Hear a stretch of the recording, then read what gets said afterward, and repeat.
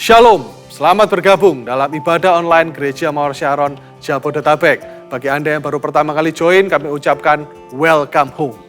Jemaat terkasih, tahukah Anda bahwa 90% pertumbuhan rohani yang baik terjadi dari orang yang ikut dalam komunitas rohani yang sehat.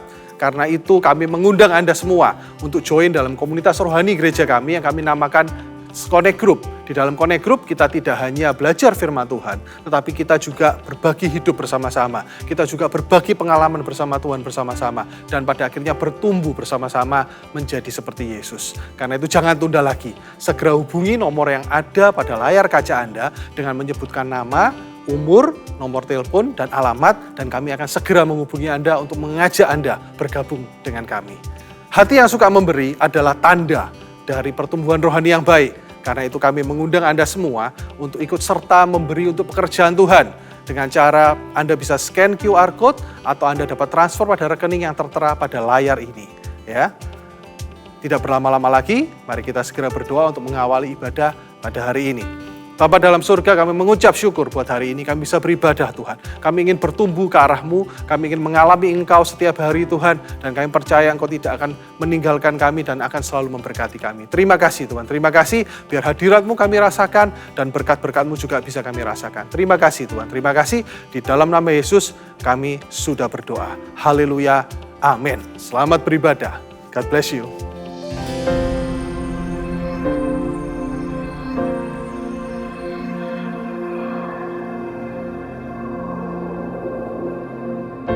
Orang yang suka memuji akan kuat roh doanya.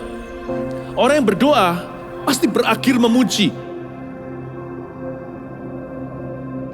Karena Allah bertata di atas pujian. Siapa memuji, Allah mengatasi hidupnya.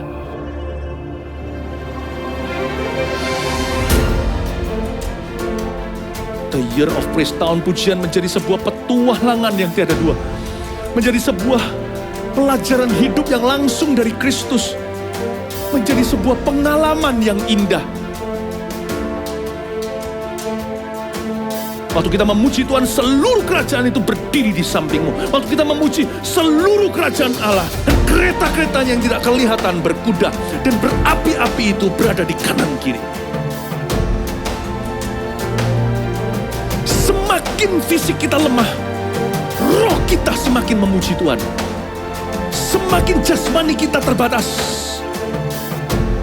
semakin rohani kita tidak boleh dibatasi.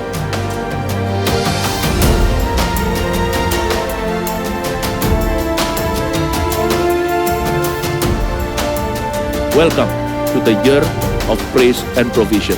Mari kita mengizinkan Tuhan merajut rancangan yang belum pernah kita bayangkan.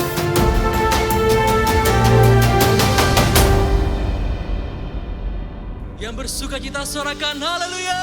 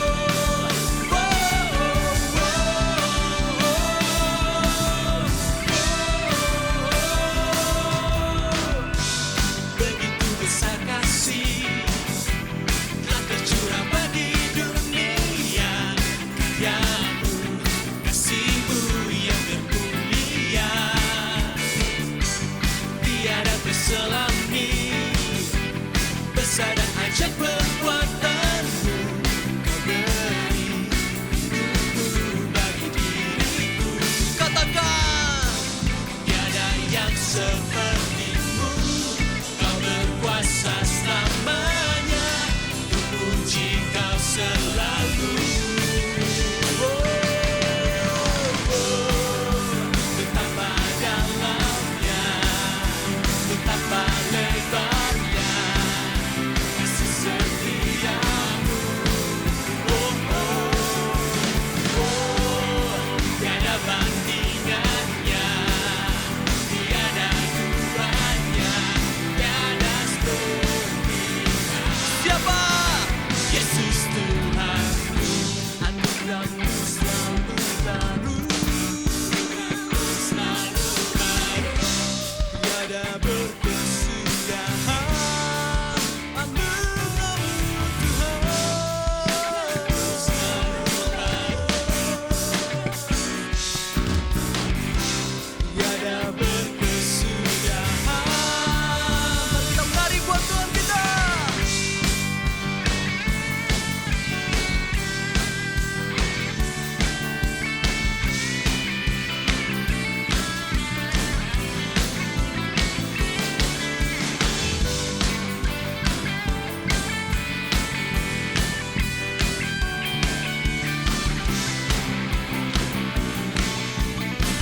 Semua tangan terangkat memuji Tuhan dan katakan, oh betapa dalamnya, betapa lebarnya kasih setiamu. Oh, oh, oh, oh, oh. Tiada bandingannya, tiada duanya, tiada seperti Kau. Betapa dalamnya, betapa lebarnya kasih setiamu.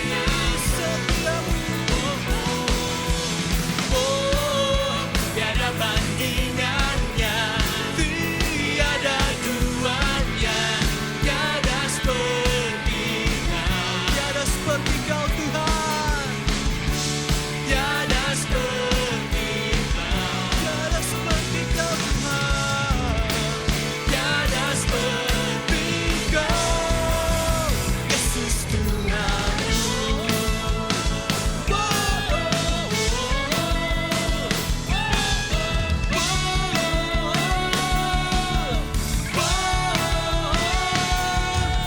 Give Him praise.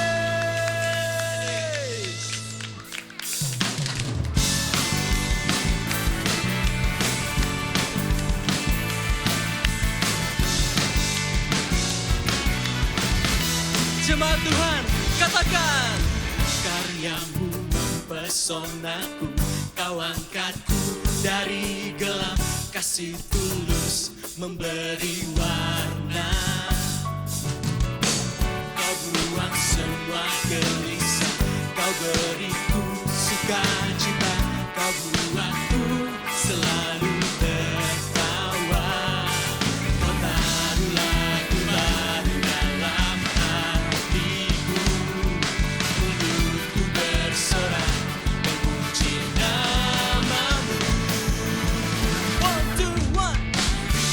Hatiku mengalir pujian bagimu, oh sukacita, Roh Tuhan di sini.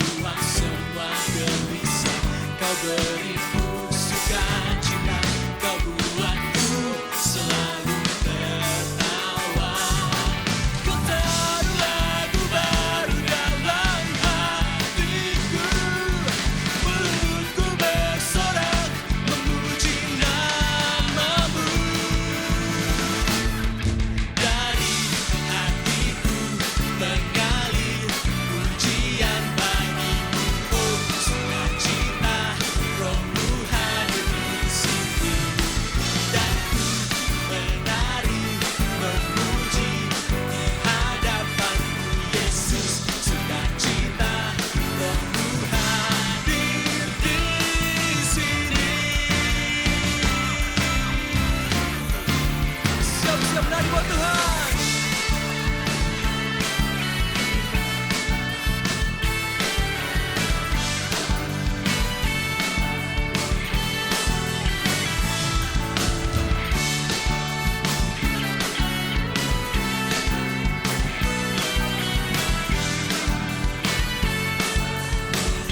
Lambaikan tanganmu dan serukan. La la la la la la. La la la la la. La la. Haleluya. La la la la la la. La la la la la. La la. Haleluya. Dari hatiku menggali pujian bagimu, oh sukacita, rohmu hadir di sini. Daku menari, memuji di hadapanmu, Yesus. Sukacita, rohmu hadir di sini. Sekali lagi dimanapun engkau berada, katakan la la la la la la. La la la la la. La la. Haleluya. La la la la la la. La la la la la. La la. Rohmu hadir di sini. Haleluya. Terima kasih Tuhan.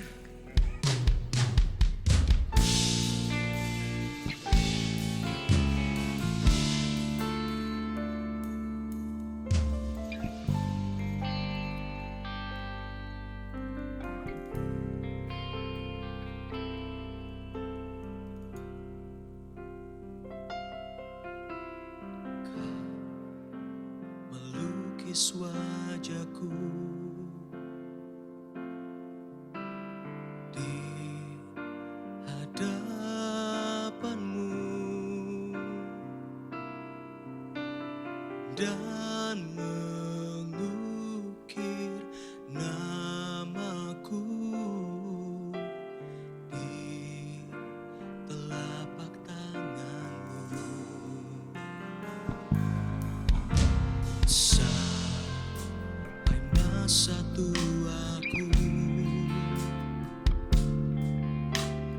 Kau tetaplah Tuhanku, yang akan selalu menggendong hingga putih rambutku. Kemurahan-Mu itu membuatku tertegun. Ku bulatkan hatiku mengikut-Mu. Ku angkat tanganku, Yesus, memuji perbuatan-Mu.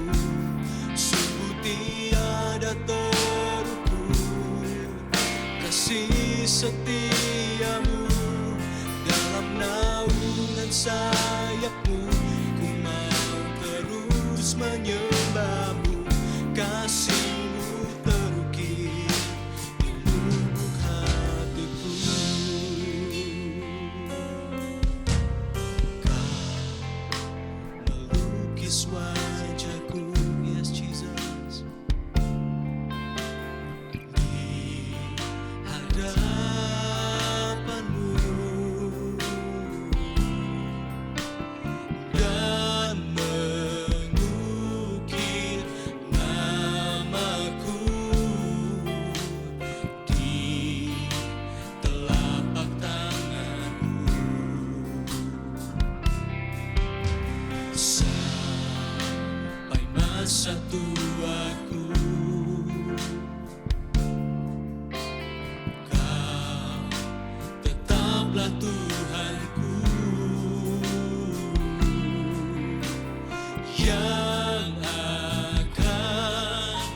selalu menggendong hingga putih rambutku.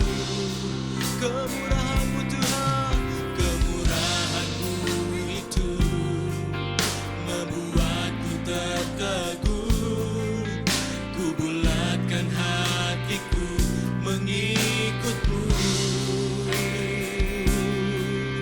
Ku angkat tanganku Yesus, memuji perbuatanmu. Sungguh tiada terukur kasih setiamu. Dalam naungan sayapmu ku mau terus menyembahmu. Kasih-Mu terukir di lubuk hatiku. Ku angkat tanganku Yesus, memuji perbuatanmu. Sungguh tiada terukur kasih setiamu. Dalam naungan sayapmu ku mau terus menyembahmu. Kasih-Mu terukir di lubuk hatiku. Ku angkat tanganku Yesus, memuji perbuatanmu. Sungguh tiada terukur kasih setiamu. Dalam naungan sayapmu ku mau terus menyembahmu. Kasih-Mu terukir di lubuk hatiku.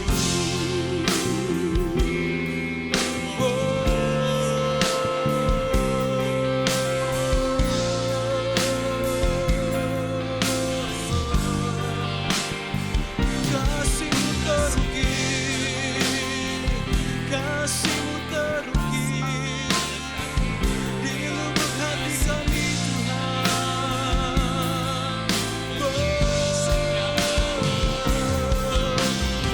Terima kasih Tuhan untuk kasih-Mu, untuk cinta-Mu bagi kami Tuhan. Selamanya, selamanya.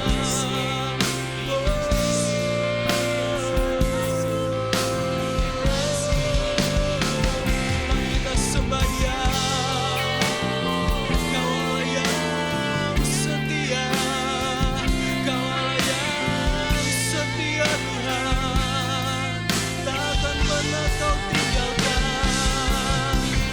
takkan pernah Kau biarkan kami Tuhan. Selamanya.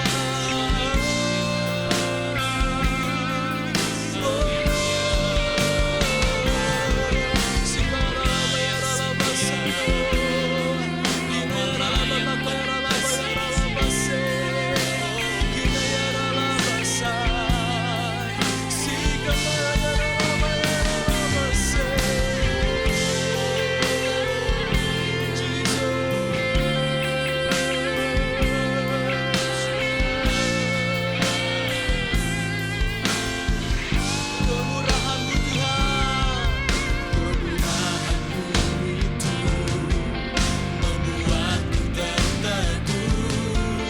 Ku bulatkan hatiku mengikut-Mu. Kemurahan-Mu, kemurahan-Mu itu membuatku tertegun. Ku bulatkan hatiku mengikut-Mu. Ku angkat tanganku Yesus, memuji perbuatanmu. Sungguh tiada terukur kasih setiamu. Dalam naungan sayapmu ku mau terus menyembahmu. Kasih-Mu terukir di lubuk hatiku. Ku angkat tanganku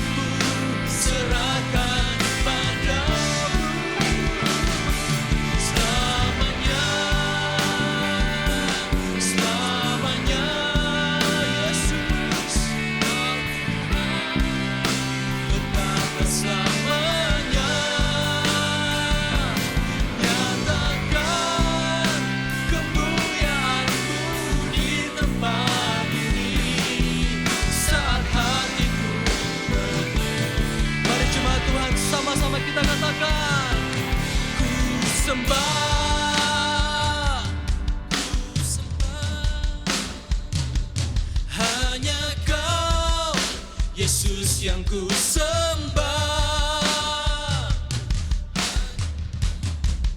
pribadi yang setia bagiku, seluruh hidupku serahkan padamu selamanya, selamanya. Kau Tuhan bertata selamanya. Nyatakan kemuliaan-Mu di tempat ini, saat hatiku menyembah-Mu. Ku sembah, ku sembah, hanya Kau Yesus yang ku sembah. Kau Tuhan, pribadi yang setia bagiku, seluruh hidupku serahkan padamu selamanya, selamanya, selamanya. Kau Tuhan bertata selamanya. Nyatakan kemuliaan-Mu di tempat ini, saat hatiku menyembah-Mu. Oh, kemuliaan-Mu di tempat ini, saat hatiku menyembah-Mu. Nyatakan, nyatakan kemuliaan-Mu di tempat ini, saat hatiku menyembah-Mu.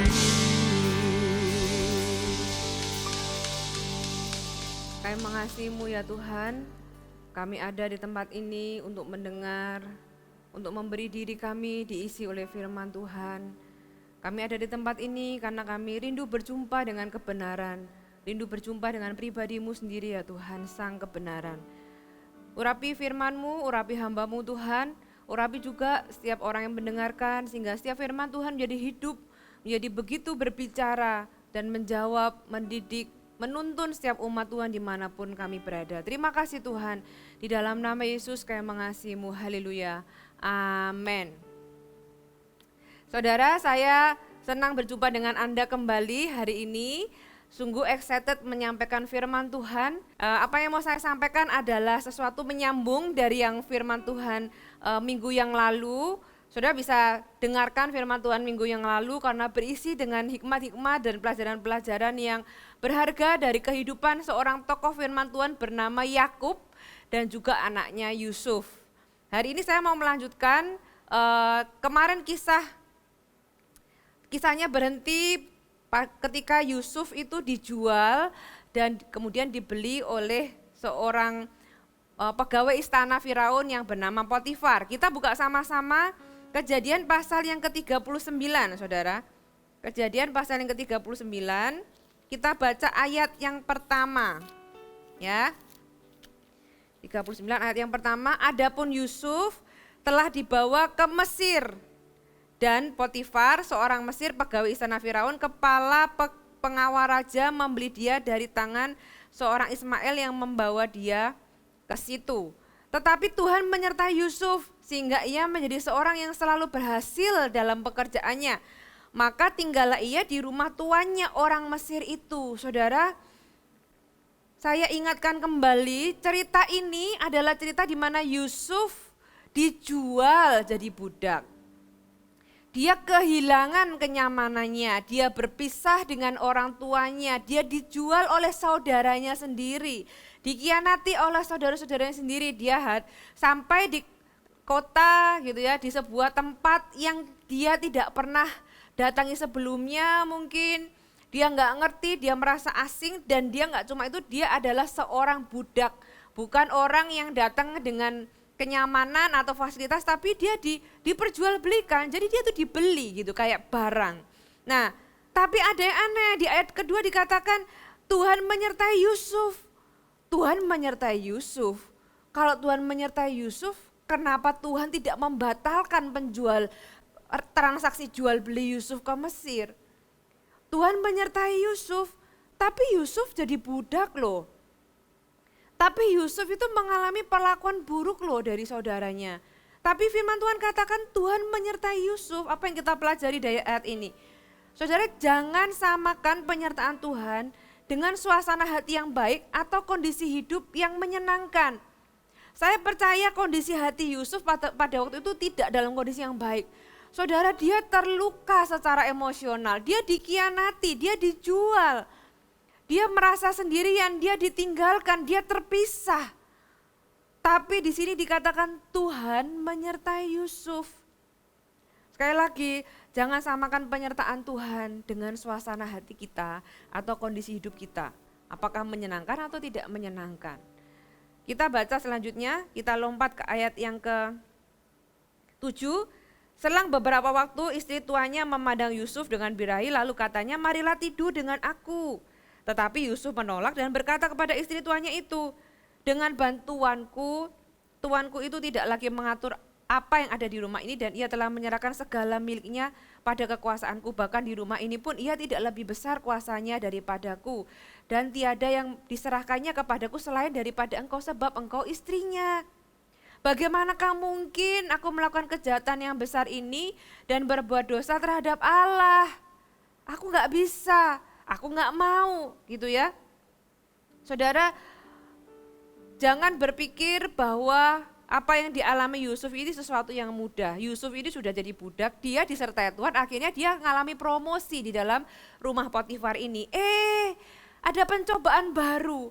Si Yusuf ini ganteng, cakep gitu ya. Cakep gak cuma cakep, dia itu tahu membawakan diri.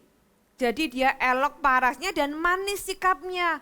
Wah, ada cowok ganteng, ya masih muda, kerjaannya pinter, terus apalagi sikapnya manis. Si istri Potifar ini ceritanya mau merayu si Yusuf ini untuk tidur dengan dia, tapi Yusuf tidak mau. Kenapa? Karena Yusuf tahu bahwa dia itu ada di dalam jalan. Jalan ini memang mungkin jalannya ada di dalam jalan penderitaan gitu ya. Dia menderita, dia mengalami semua hal yang dia sudah alami, tapi dia tahu dia tetap ada di dalam kehendak Tuhan. Dia sadar kalau dia disertai Tuhan. Jadi dia tidak mau melakukan kebodohan dengan memilih untuk berbuat dosa. Saudara, di dalam kegalauannya dengan kondisinya sebagai budak, Nyonya Potifar itu kan menawarkan jalan pintas menuju kenyamanan. Dia nggak nyaman loh saudara. Walaupun dia dipercaya banyak hal, tapi dia budak adalah budak gitu loh. Dia pegawai adalah pegawai. Ya, si Nyonya Potifar ini menawarkan jalan pintas menuju kenyamanan.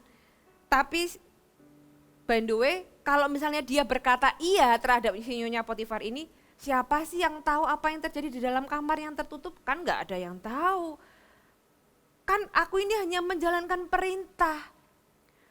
By the way, apa yang salah dengan ini? Mungkin ada orang-orang yang berpikir demikian. Siapa yang tahu? Itu kamar kan tertutup. Yes, ada yang tahu.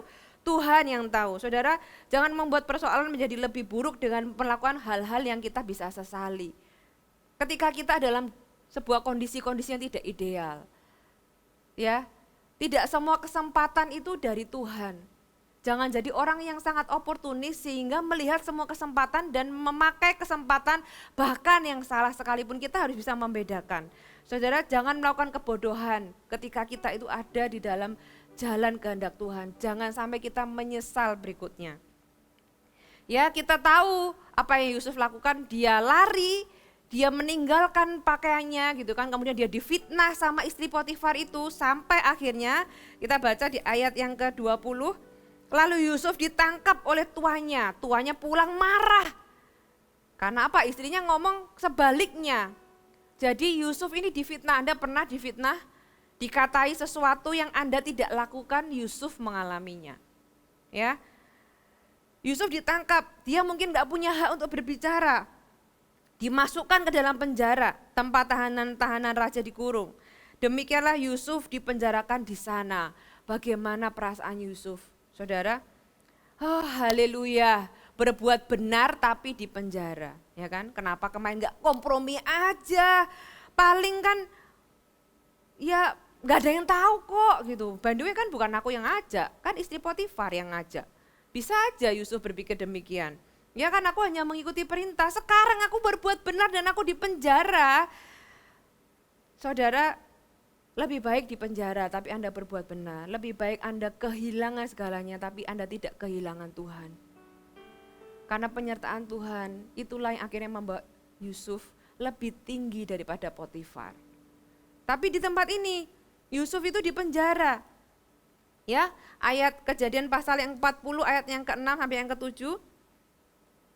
Ketika di penjara, Yusuf sekali lagi Yusuf disertai Tuhan, Yusuf dikasih kepercayaan oleh kepala penjara, ya, kemudian dikasih orang-orang tahanan itu ada di dalam pengawasannya Yusuf. Kemudian ada juru minuman dan juru roti yang juga dari Firaun yang dipenjara, satu penjara dengan Yusuf di mana Yusuf itu melayani mereka. Kejadian 40 ayat 6 sampai yang ke-7, ketika pada waktu pagi Yusuf datang kepada mereka. Segera dilihatnya bahwa mereka bersusah hati. Lalu ia bertanya kepada pegawai-pegawai istana Firaun yang ditahan bersama-sama dengan dia di dalam rumah tuannya itu. Mengapakah hari ini mukamu semuram itu? Yusuf, apa kamu gak kurang menderita? Harusnya kan Yusuf yang curhat sama mereka. Harusnya Yusuf itu bilang, kamu tahu gak? Aku ini ngalami begini. Orang itu kalau menderita kan kita suka ceritakan dengan penderitaan kita. Ya kan, Yusuf, saya berpikir Yusuf, apakah Anda ini tidak kurang menderita? Masih peduli sama orang lain?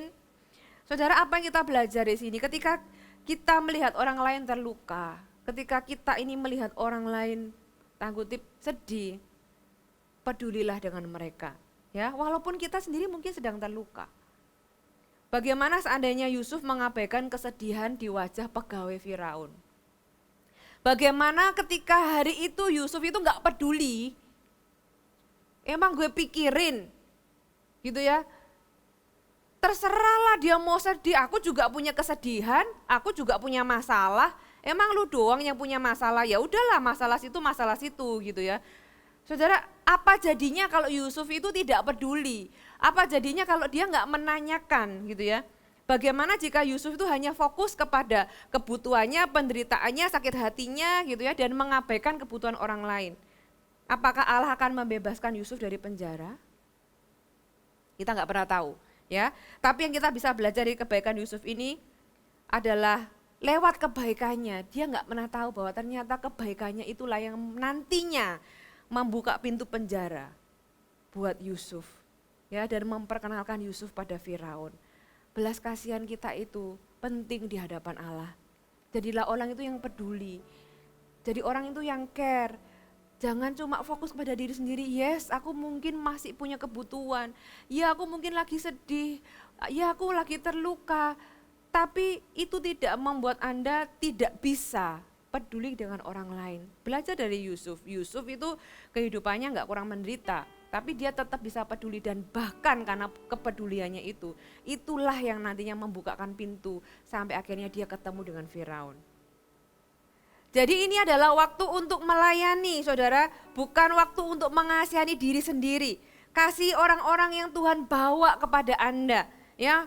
Mungkinkah Tuhan bawa mereka kepada Anda itu sebagai pintu yang Tuhan kirim untuk membawa Anda keluar dari penjara Anda sendiri? Kejadian 40 ayat yang ke-23 dikatakan, tetapi Yusuf tidaklah diingat oleh kepala juru minuman itu, melainkan dilupakannya. Aduh Yusuf, sudah baik, sudah tolongin orang, dilupakan. Saudara pernah enggak merasa dilupakan orang? Saudara sudah berbuat baik, saudara butuh pertolongan nih. Tapi orangnya bukannya nolong Anda, malah dilupakan, ya. Sampai ayat yang ke-1 dari pasal yang ke-41, setelah 2 tahun lamanya, jadi ceritanya Yusuf ini sudah membantu, karena tadi kan ditanya apa mukamu muram. Mereka juru minuman dan juru roti ini cerita bahwa mereka punya mimpi. Yusuf kasih tahu arti mimpinya. Yang benar, yang satu digantung, yang satu kembali lagi menjadi juru minuman. buat raja gitu ya. Nah, kemudian si juru minuman itu kembali ke istana dan melupakan Yusuf. Yusuf tuh padahal pesan loh sebelumnya, nanti kalau kamu balik ke istana jangan lupa ya sama aku. Tapi ternyata dilupakan padahal sudah dipesenin. Berapa lama dia dilupakan? 2 tahun, saudara. 2 tahun itu artinya 24 bulan, ya, 104 minggu, 735 hari, tanpa ada kepastian, tanpa ada kabar, ya kan? Dan ya hari-hari berjalan seperti biasa sampai mungkin ya kalau saya jadi Yusuf saya sudah kehilangan pengharapan, ya udahlah mungkin memang orang ini nggak bisa diharapkan lagi. 2 tahun kemudian Yusuf akhirnya dipanggil. Gara-gara apa? Gara-gara si juru minuman ini ngomong sama Firaun bahwa aduh aku tuh lupa 2 tahun yang lalu tuh aku pernah ditolong, mimpiku diartikan oleh seorang Ibrani di penjara. Akhirnya karena juru minuman ingat, saya percaya itu adalah waktu Tuhan, diizinkan Tuhan, kalau memang belum waktunya ya lupa. Begitu ingat, begitu waktu Tuhan dia akan ingat dan ada kejadian. Akhirnya singkat cerita Yusuf ketemu dengan Firaun. Ya saudara, masa-masa menunggu tuh gak enak. Yusuf dilupakan selama 2 tahun sama orang yang diharapkan bisa menolong dia. Tapi selama 2 tahun itu Tuhan itu mengerjakan Yusuf. Ya Tuhan melihat kekacauan di dalam kehidupannya Yusuf ini sebagai kesempatan yang sempurna untuk melatih, menguji, mengajar seorang calon perdana menteri. Kadang-kadang seperti dalam kehidupan kita cuma bisa lihatnya tuh kekacauan, penderitaan, kesukaran. Tapi Tuhan melihat dengan cara yang lain. Demikian juga dengan Yusuf. Yusuf kan gak tahu apakah ujungnya akan jadi seperti itu. Yusuf taunya pokoknya dia cuma di penjara, hopeless, nggak tahu no future gitu, nggak tahu masa depannya seperti apa. Saudara, kita belajar dari kehidupan Yusuf. Tuhan selalu bekerja dengan luar biasa. Dan Tuhan itu tidak menikmati penderitaan kita. Tuhan itu senang dengan perkembangan kita. Jadi Tuhan nggak suka loh lihat kita menderita. Tapi Tuhan itu tahan hati melihat supaya lewat apa yang kita alami itu kita berkembang, kita bertumbuh, kita dipersiapkan ke dalam visi dan tujuan yang lebih besar. Kita masuk lagi di Kejadian 41 ayat yang ke-38 sampai ayat yang ke-40. Ini setelah Firaun mendapat arti dari mimpinya dan sebagainya. Dan dia terkesima, lalu berkatalah Firaun kepada para pegawainya, mungkinkah kita mendapat orang seperti ini? Seorang yang penuh dengan roh Allah, kata Firaun kepada Yusuf, oleh karena Allah telah memberitahukan semuanya ini kepadamu, tidaklah ada orang yang demikian berakal budi dan bijaksana seperti engkau. Engkaulah yang menjadi kuasa atas istanaku dan kepada perintahmu seluruh rakyatku akan taat, hanya tahta inilah kelebihanku daripadamu. Saudara, ayat ini menceritakan tentang titik balik Yusuf.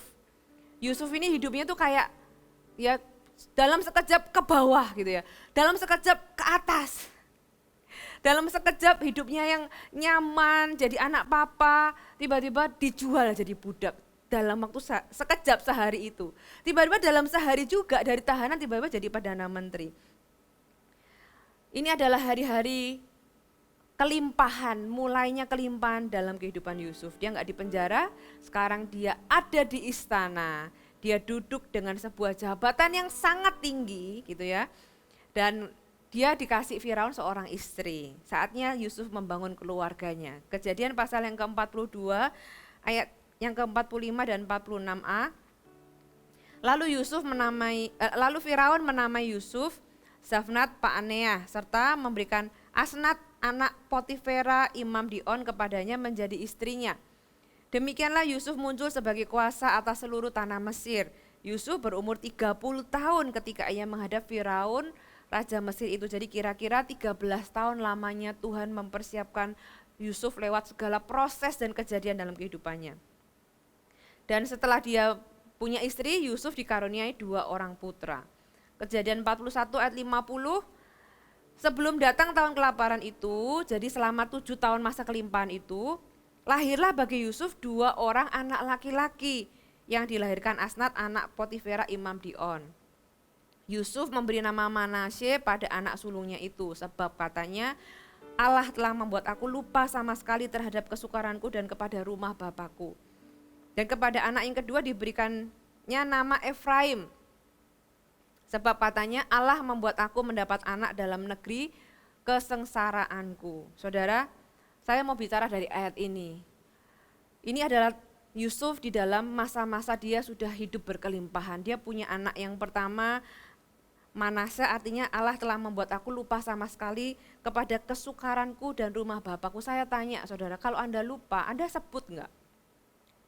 Kalau kita lupa ya kita enggak sebut lah. Kalau kita, bagaimana kita bisa menyebut sesuatu yang kita lupa gitu kan. Kalau saudara bilang, aku lupa dengan barang apa? Ya dengan tas hijau misalnya.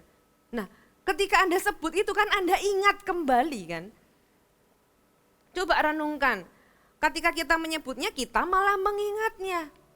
Sebenarnya apa yang firman Tuhan di sini jelaskan itu malah sesuatu yang sebenarnya kita lihat struggle di hatinya Yusuf. Yusuf ini mungkin dengan kata lain itu ngomong gini, aku ingin lupa, tapi aku gak bisa lupa.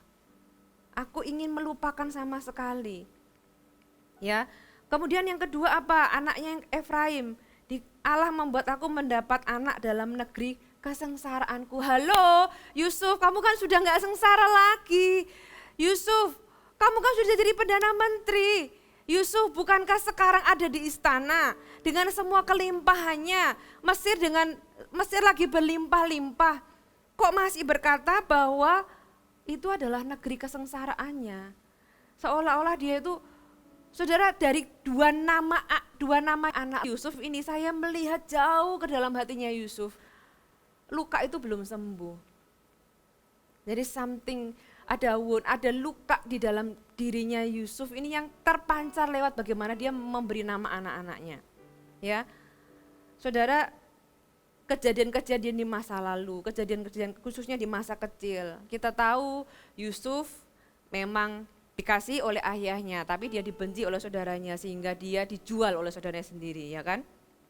Bagaimana dengan kehidupan kita? Kalau Anda hidup dalam keluarga yang tidak ideal, saya mau beritahu Anda enggak sendirian. Silsilah di dalam Alkitab, bahkan hampir seluruh keluarga yang ada di dalam Alkitab ini saya bilang tidak ada yang ideal. Dari Adam menuduh Hawa, gitu ya. Kain iri sampai membunuh adiknya. Abraham bukannya melindungi istrinya, malah mengorbankan istrinya. Ya, berbohong dan tidak berani mengakui istrinya. Ishak lebih menyayangi Esau. Ya, Yakub gak disayangi. Apalagi Yakub menipu Esau, terjadi konflik rumah tangga. Yusuf dijual oleh saudara-saudara sendiri. Saudara, memang Yusuf ini tidak layak dijual oleh saudara-saudaranya, tapi ya memang gak gampang loh hidup sama Yusuf ini. Anak muda yang anak muda yang dikasihi, anak papa, suka laporin keluar saudara-saudaranya gitu ya. Ya pasti gak gampang jadi saudaranya Yusuf, tapi seharusnya itu kan tidak membuat Yusuf layak dijual. Tapi itu terjadi karena memang itulah yang diciptakan. Karena Yakub sendiri, saya minggu lalu katakan, halo Yakub, apa engkau gak lupa gitu ya, waktu Ishak itu gak mengasihimu sebagai seorang anak dan terjadi pilih kasih, sekarang kau melakukannya lagi kepada Yusuf dan akhirnya konflik yang lebih besar bahkan terjadi. Ya, Yakub gak pernah ikut BPN, Yakub gak pernah ikut kelas pernikahan atau kelas parenting. Setiap kita pernah melakukan sebuah kesalahan. Ya mungkin apakah Yusuf ini bisa disalahkan dari semua yang apakah Yakub ini bisa disalahkan atas semua yang menimpa Yusuf? Saudara, Yusuf itu antara dia ingin lupa tapi dia gak bisa lupa. Dia berkata memberi nama Efraim, aku mendapatkan anak di negeri kesengsaraanku. Dia seolah-olah gini loh, aku melihat sesuatu yang baik, ya puji Tuhan lah. Walaupun aku ini dalam hati sengsara, tapi setidaknya aku ini punya sesuatu yang aku bisa syukuri. Saudara pernah ada di posisi itu, Anda merasa Anda sedang menderita, Tapi Anda melihat sesuatu, misalnya Anda dapat berkat, ya puji Tuhan aku dapat ini. Ya setidaknya aku bisa menemukan sesuatu yang aku bisa mengucap syukur atasnya. Itu jeritan hati si Yusuf. Nah selama 10 tahun, jadi ketika Yusuf ini naik tahta, kemudian 7 tahun masa kelimpahan, ya kan, sampai kemudian terjadi masa kekurangan, masa kekeringan, kemudian saudara-saudaranya datang. Selama kira-kira 10 tahun ini, saudara tahu Yusuf itu bisa loh pergi kemanapun. Yusuf itu punya kuasa loh untuk melakukan banyak hal. Guess what? Yusuf tidak pulang ke rumah ayahnya. Yusuf tidak mencari papanya, tidak mendatangi saudaranya atau balas dendam. Ya, dia memilih untuk tidak kembali ke Kanaan. Dia bisa aja bawa pasukan balas dendam atau ngirim pesan, halo Pak, aku masih hidup, atau bagaimana. Tapi dia memilih untuk tidak melakukannya. Dia punya kuasa untuk mencari dan menemukan keluarganya, tapi dia memilih untuk tidak menghubungi mereka. Yusuf menjadi puas hanya dengan meninggalkan masa lalunya di belakang. Ya, tetapi seperti Yusuf, banyak dari kita ini berbuat sebaik mungkin dengan membangun kehidupan kita sendiri dan meninggalkan itu semua di belakang. Anda merasa tidak ada yang bisa dilakukan lagi terhadap apa yang sudah terjadi. Kita bahagia karena meninggalkan masa lalu kita di kaca spion. Ya sudahlah, itu dulu. Gitu ya. Tapi sebenarnya belum selesai. Tapi tahukah Anda bahwa Allah itu tidak berhenti? Kita bisa seolah-olah move on, seolah-olah ya sudahlah itu di masa lalu. Tapi Tuhan itu tahu hati Anda. Dan Tuhan tidak membiarkan itu terjadi. Tuhan mau memulihkan Anda dan saya. Demi siapa? Demi Anda dan saya dan demi keturunan-keturunan kita. Pemulihan itu adalah hal yang penting bagi Allah. Minggu lalu saya bagikan pemulihan adalah sesuatu yang pekerjaan Tuhan yang Tuhan itu sukai. Jadi Anda bisa expect itu dari Tuhan. Dan pemulihan hati itu melibatkan pemulihan masa lalu. Kejadian 46 ayat 41 ayat 56 sampai 57. Kelaparan merajalela di seluruh bumi, maka Yusuf membuka segala lumbung dan menjual gandum kepada orang Mesir sebab makin hebat kelaparan di tanah Mesir. Juga dari seluruh bumi datanglah orang ke Mesir untuk membeli gandum dari Yusuf sebab hebat kelaparan di seluruh bumi. Pasal 42 ayat yang kelima. Jadi di antara orang yang datang membeli gandum terdapatlah anak-anak Israel. Sebab ada kelaparan di tanah Kanaan.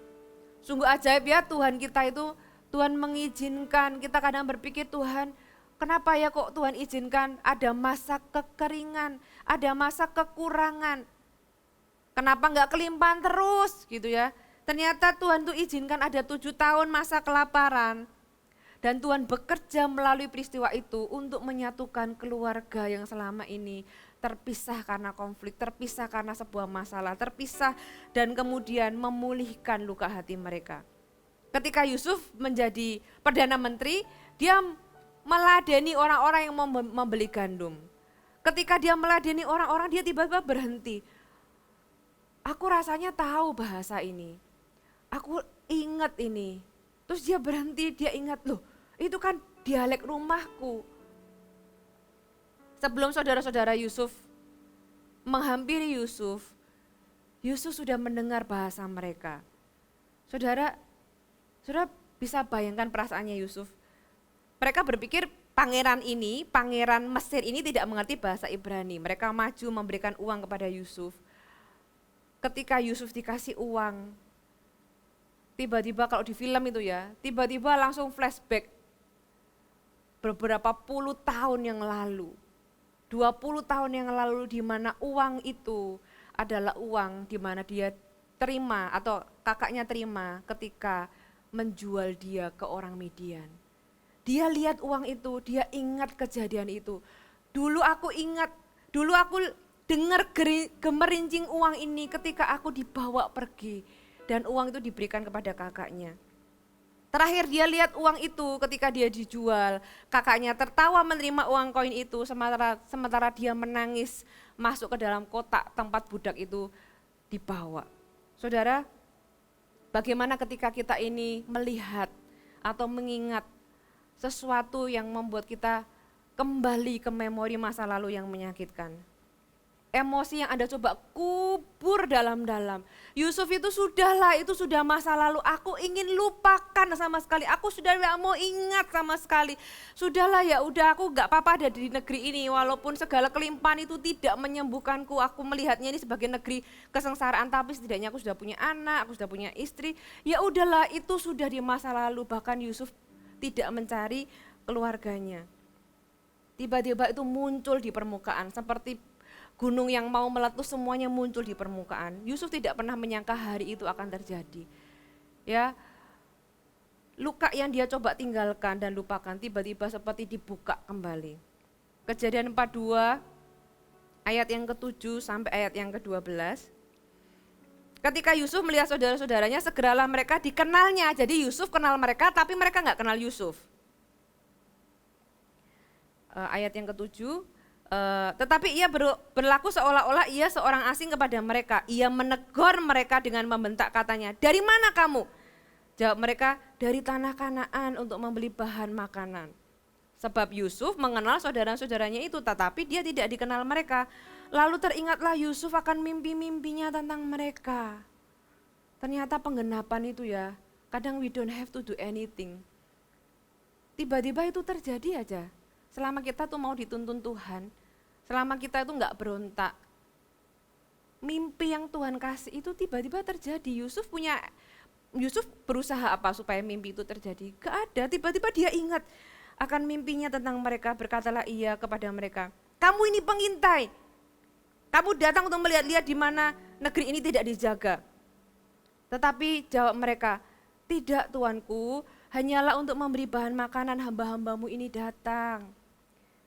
Kami ini sekalian anak dari satu ayah, kami ini orang-orang jujur, hamba-hambamu ini bukanlah pengintai."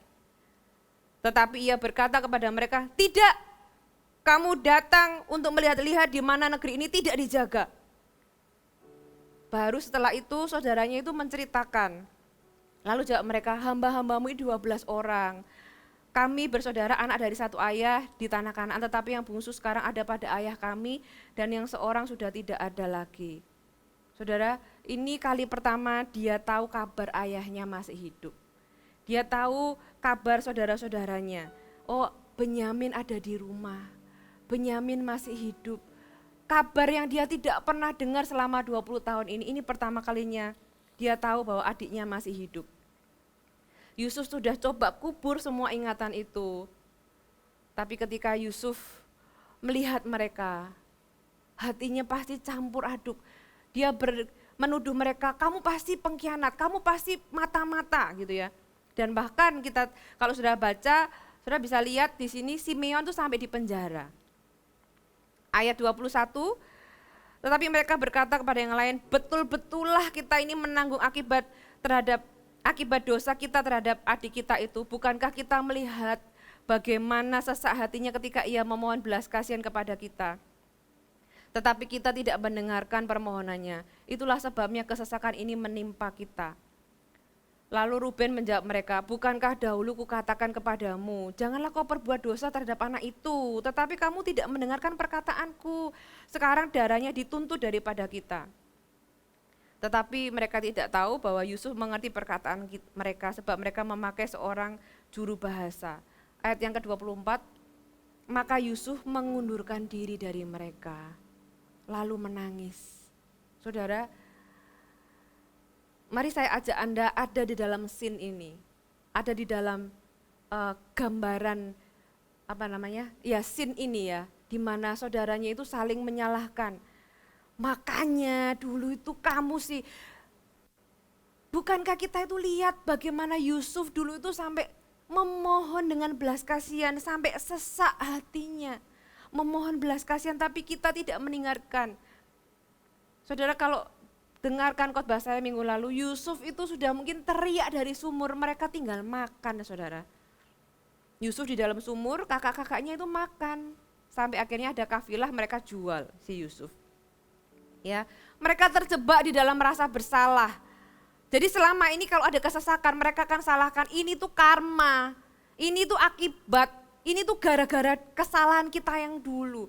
Saudara bayangkan mereka terjebak dalam rasa bersalah dan setiap kali ada kesesakan mereka akan ingat tentang kejadian itu.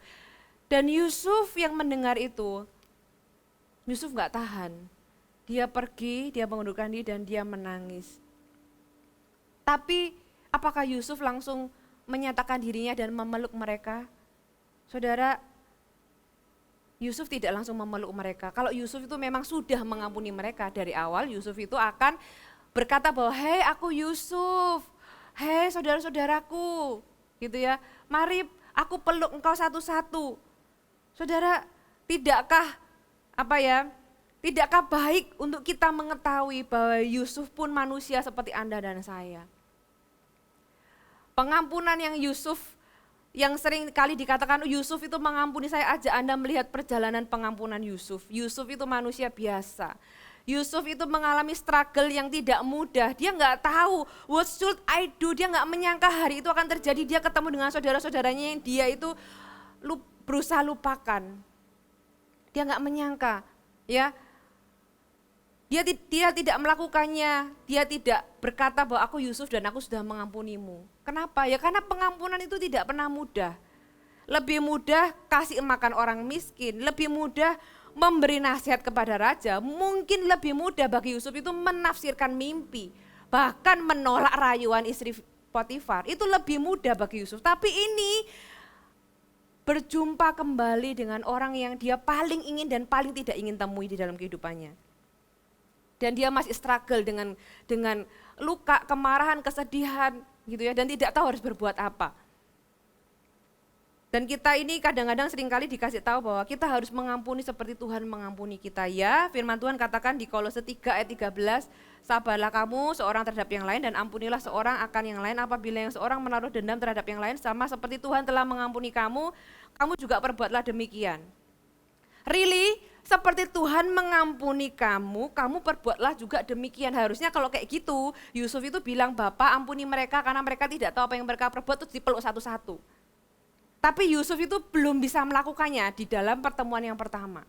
Ya, perintah Yesus yang satu ini tidak mudah karena memang pengampunan itu bukan sesuatu yang semudah itu bagi luka yang cukup berat seperti Yusuf dikhianati, dijual oleh saudaranya sendiri. Ya, kemudian kita tahu Simeon dipenjara selama 3 hari. Dan kemudian dia bilang, udah yang lain boleh pulang, kalau mau kembali bawa si Benyamin datang. Saya berpikir, memang firman Tuhan tidak menjelaskan, tapi saya mencoba masuk ke dalam peristiwa itu. Saudara, 3 hari, apa yang Yusuf alami ya di dalam hatinya. Kamu pasti sama kayak dulu kan, kakak-kakak yang ku kenal adalah kakak-kakak yang licik, kakak-kakak yang jahat. Sekarang kamu sujud-sujud, iya kamu ada butuhnya mau gandum. Tapi kamu pasti orang yang sama kayak yang dulu ku kenal. Kamu pasti orang yang sama yang menjual aku kan. Makanya Yusuf itu di dalam pergumulannya, tapi dia tahu aku harus mengampuni. Gimana ini?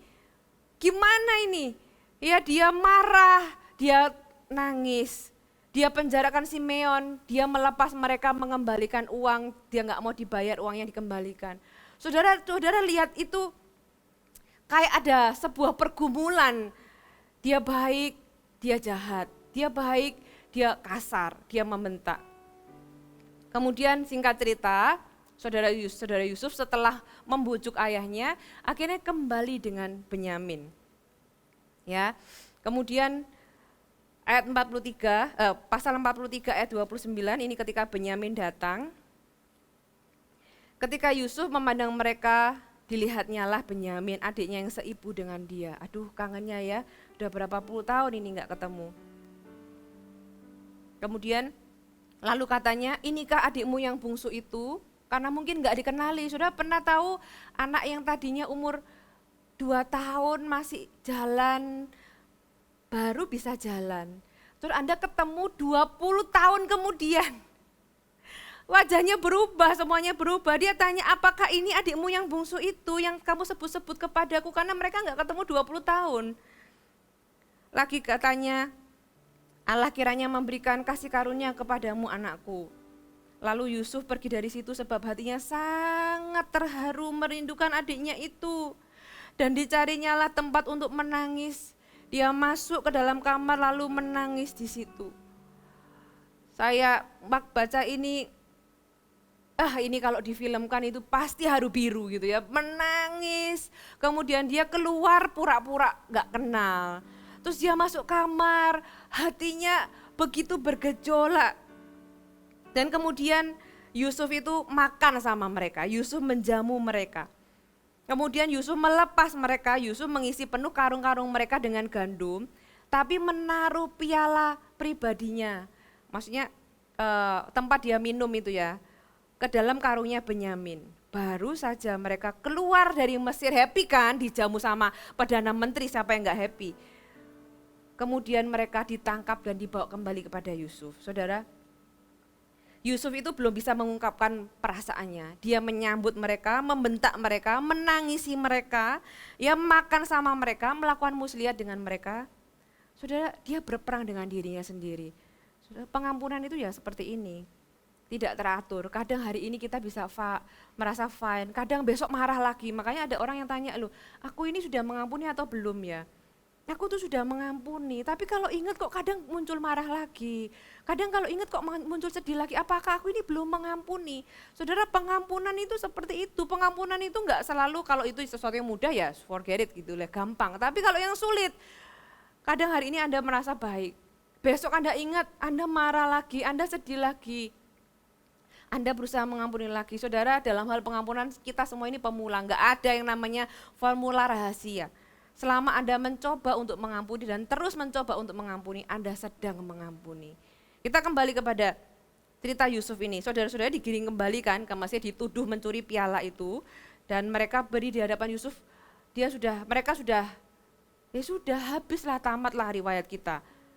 Kita sudah terbukti tuduhan itu memang benar. Walaupun mereka mau menyanggah kayak apa kan bukti berbicara gitu ya.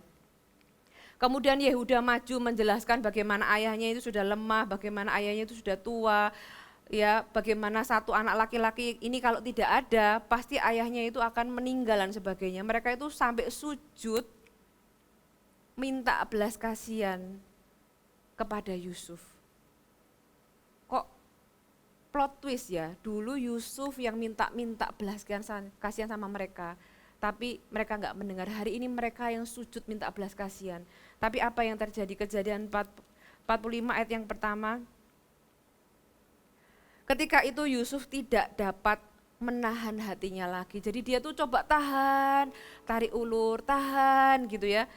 Dia tidak dapat menahan hatinya lagi di depan semua orang yang berdiri di dekatnya, lalu berserulah ia, suruhlah keluar semua orang dari sini, maka tidak ada seorang pun yang tinggal di situ bersama dengan Yusuf ketika ia memperkenalkan diri kepada saudara-saudaranya. Setelah itu menangislah ia keras-keras, sehingga kedengaranlah kepada orang Mesir dan kepada seisi istana Firaun. Anda pernah ke istana?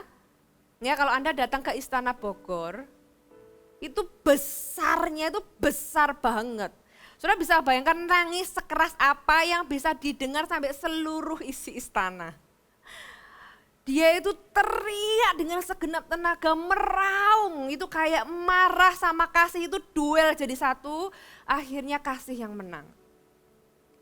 Itu kayak sesuatu itu bertarung di dalam hatinya, akhirnya meledak dan akhirnya dia memutuskan bahwa kasihlah yang menang. Saudara, bagaimana seandainya Yusuf ini menolak saudara-saudaranya?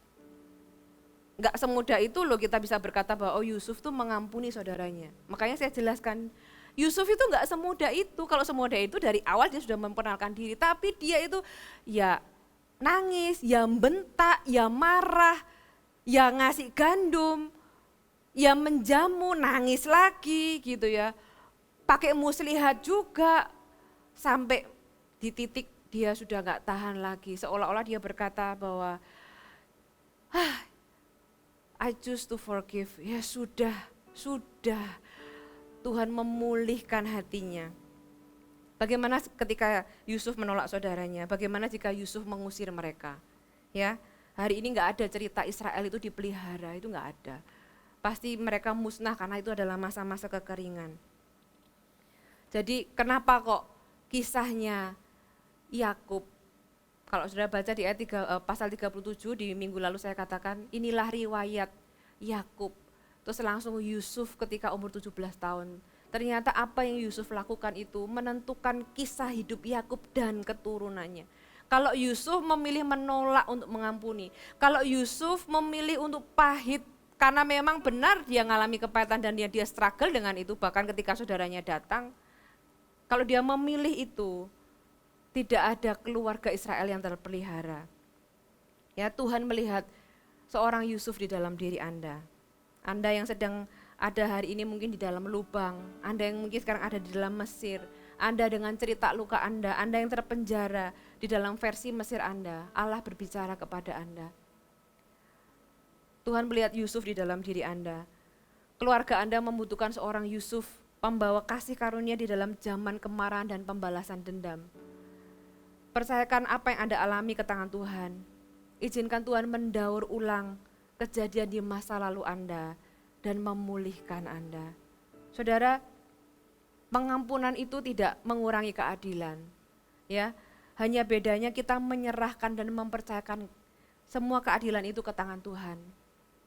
Kalau saudara baca kitab Kejadian, pasal 37 itu cerita tentang Yakub dan Yusuf. Pasal 38 tiba-tiba kayak sandwich, itu cerita tentang Yehuda dan Tamar. Baru kisah Yusuf dilanjutkan di pasal 39. Kenapa ada cerita sandwich di tengah ini? Ada Yehuda dan Tamar ini. Saudara bisa baca sendiri bagaimana Tuhan memproses Yehuda. Ternyata yang diproses itu bukan cuma Yusuf. Di dalam keluarga Yakub, saya melihat tangan Tuhan yang begitu indah. Yes, Yakub itu mengalami banyak penderitaan. Ya, mereka adalah manusia biasa seperti kita yang melakukan banyak kesalahan.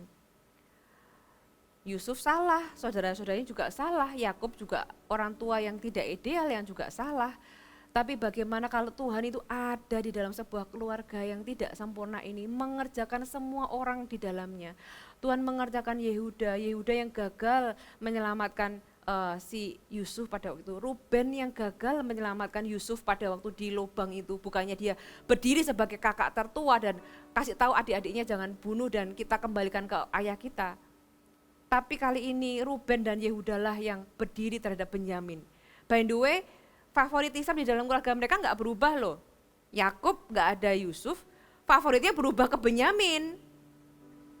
Ya kan, karena Yakub itu nggak boleh Benyamin pergi, nanti kalau dia mati aku ikut mati. Istilahnya dengan kata lain, yang lain mati aku nggak mati, tapi kalau yang ini mati aku ikut mati gitu ya. Jadi favoritismenya itu nggak berubah, tapi saudara-saudaranya Yusuf ini yang berubah bagaimana meresponinya. Luar biasa ya, Tuhan mengerjakan Yehuda, Tuhan mengerjakan Ruben, Tuhan mengerjakan semua saudara-saudaranya.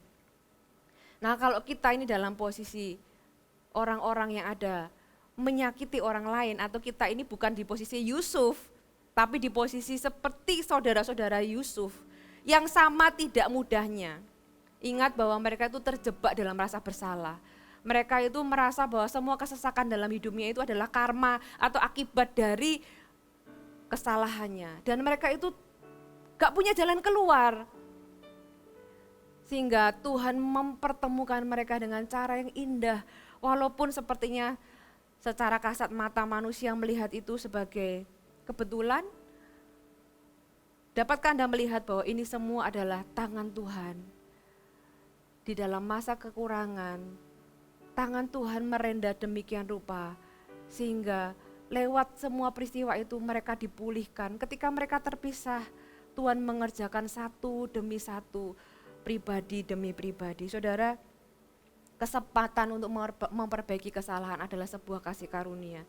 Kalau kita ini pernah menyakiti, pihak yang menyalai, gitu ya, kita bisa loh berdoa sama Tuhan, Tuhan kasih aku kesempatan untuk memperbaiki kesalahan.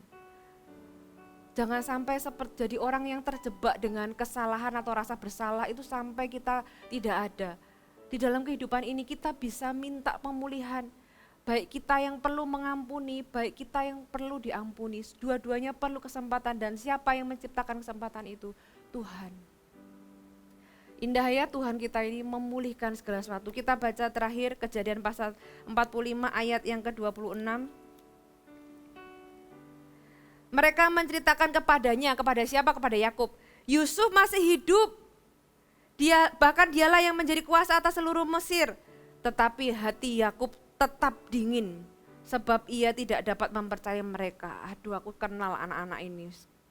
Gak mungkin lah, mereka pasti bohong. Tetapi ketika mereka menyampaikan kepadanya segala perkataan yang diucapkan Yusuf dan ketika dilihatnya kereta yang dikirim oleh Yusuf untuk menjemputnya, maka bangkitlah kembali semangat Yakub, ayah mereka itu. Kalau bahasa Inggrisnya itu revive, bangun kembali, bangkit. Kalau sudah tahu, minggu lalu saya bilang ada suatu kejadian yang membuat ketika Yakub itu sedih ketika Yusuf itu pergi, Yakub itu sedih setengah mati sehingga ada sesuatu yang mati di dalam hatinya. Tapi ketika peristiwa ini terjadi, Yakub itu revive, bangkit kembali, hidup kembali. Kalau Anda ada dalam posisi seperti Yakub dulu, Anda masih rasanya ada sebuah peristiwa atau kejadian yang membuat Anda tuh mati sebagian hatinya. Minta sama Tuhan. Kalau itu bisa terjadi kepada Yakub, itu bisa terjadi kepada Anda. Kejadian pasal 6 ayat 29 ayat yang ke-30. Lalu Yusuf memasang keretanya dan pergi ke Goshen. Jadi akhirnya papanya datang ke Goshen. Mendapatkan Israel ayahnya. Ketika ia bertemu dengan dia, dipeluknya leher ayahnya dan lama menangis di bahunya.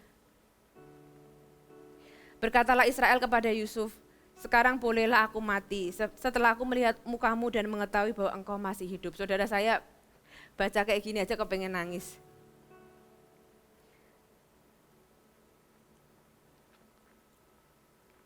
Tuhan itu indah ya.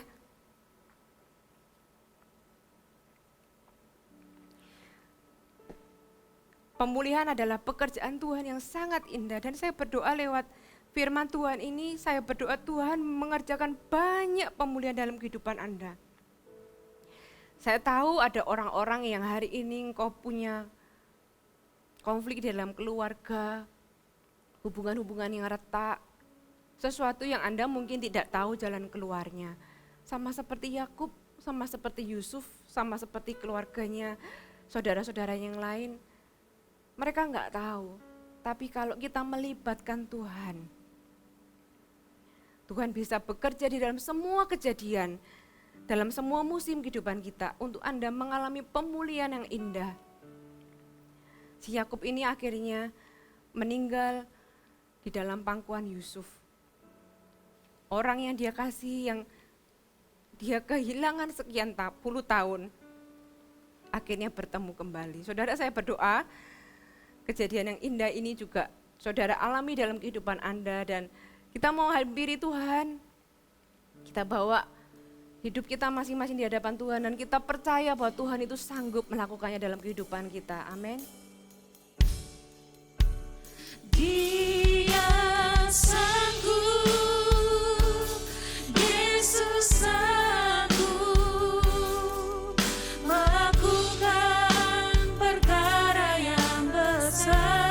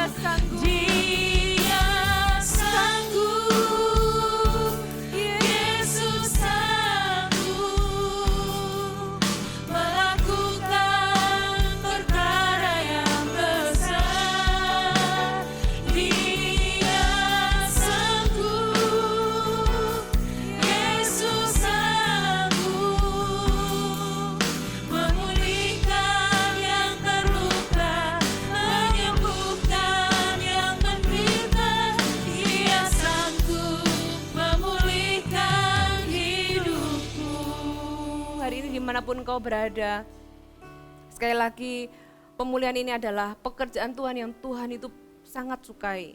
Kalau Anda membutuhkannya hari ini, dimanapun kau berada, taruh tangan Anda di dada, saya mau berdoa bagi Anda.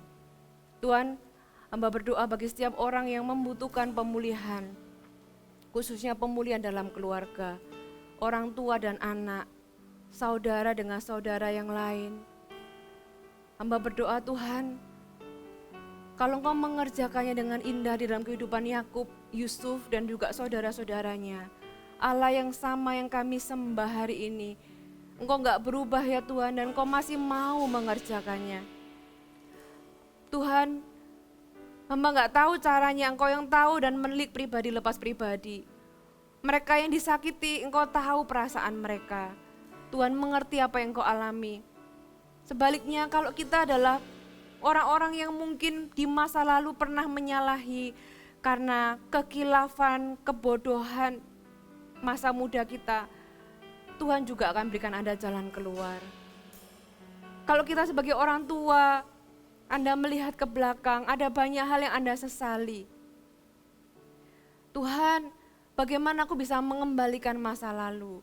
Waktu itu sudah berlalu, tapi Tuhan itu bisa mendaur ulang masa lalu Anda dengan memulihkan segala sesuatu yang rusak di masa lalu, dan itu mengubahnya di masa kini dan masa depan Anda. Anda bisa berdoa dan harapkan itu.